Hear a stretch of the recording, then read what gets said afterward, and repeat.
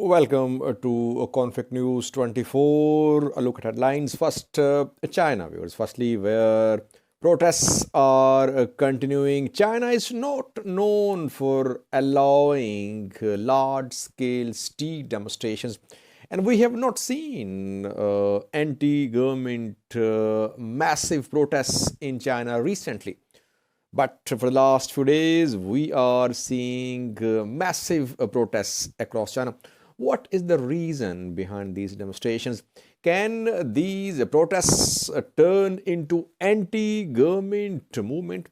Secondly, East Congo conflict resolution is being discussed on Monday. Talks are going to open in Nairobi, Kenya. Will armed factions be part of talks due to be held in coming hours in Nairobi, Kenya?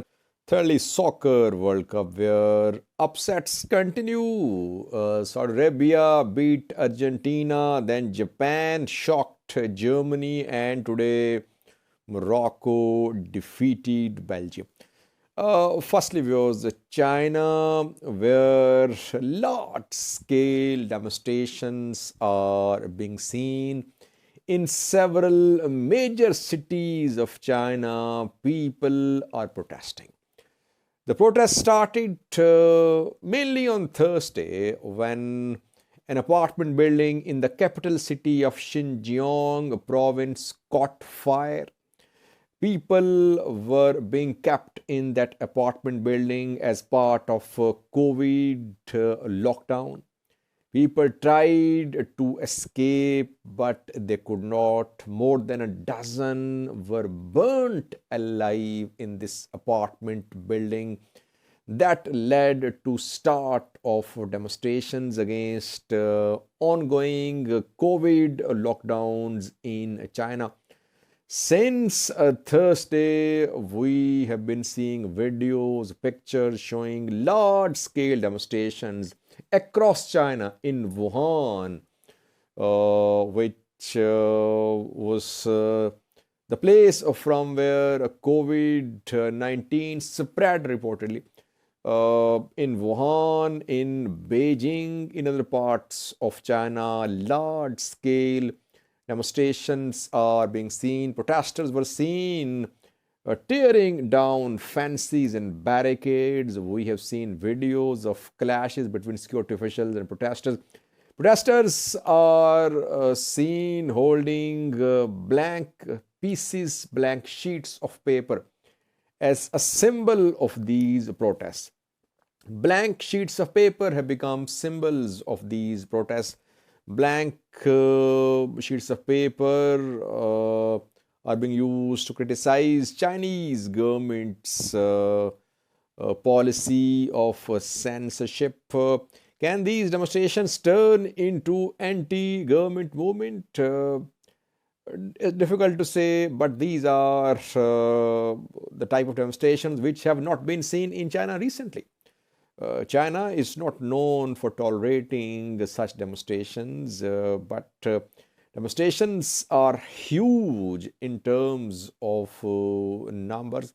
For the last 3 months, zero COVID, strict lockdowns are ongoing in different parts of China. People are fed up with these strict lockdowns. That is why they are now out on the streets. How will Chinese government quell these protests? Last month, Xi Jinping secured another term in office. He has already served for 2 terms. But last month in October, Chinese ruling party CCP elected him as party's leader, party's secretary general. So he is going to be a president as well for the next term. No other ruling, no other party in China, just CCP. The dissenting voices are silenced, definitely. Uyghurs silenced. International human rights organizations criticizing China for human rights abuses being committed against Uyghur Muslims. But China accuses West and US of interfering, of fueling conflicts in China. We have seen demonstrations in Iran too, which is anti-West, anti-US, and Iran accused external powers of fueling conflict, fueling protests in Iran. We could see similar allegations from China as well. Can these protests turn into anti-government movement? That remains to be seen. But people were heard chanting slogans against the government too. But mainly, the demonstrations are against strict lockdown ongoing in China regarding COVID-19. We have some clips for you from the ongoing demonstrations in China.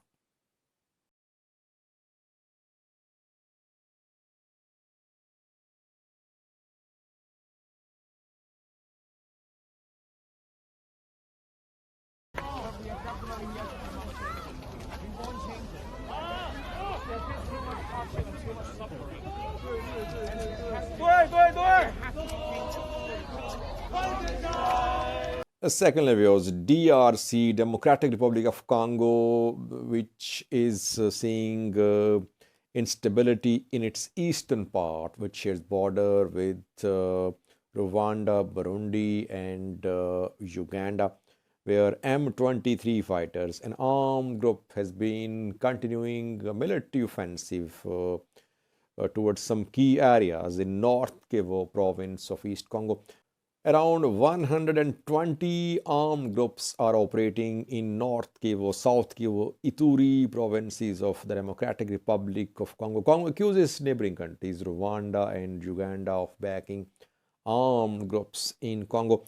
A dialogue is going to start in coming hours in Nairobi, Kenya, to resolve the conflict in East Congo. East African community leaders are going to meet in Nairobi, Kenya. Burundi's president is chair of East Africa Community Platform.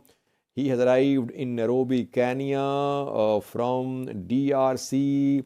Foreign Minister will lead the delegation from Rwanda, Uganda, Kenya as well. We're going to see top representatives at Monday's meeting.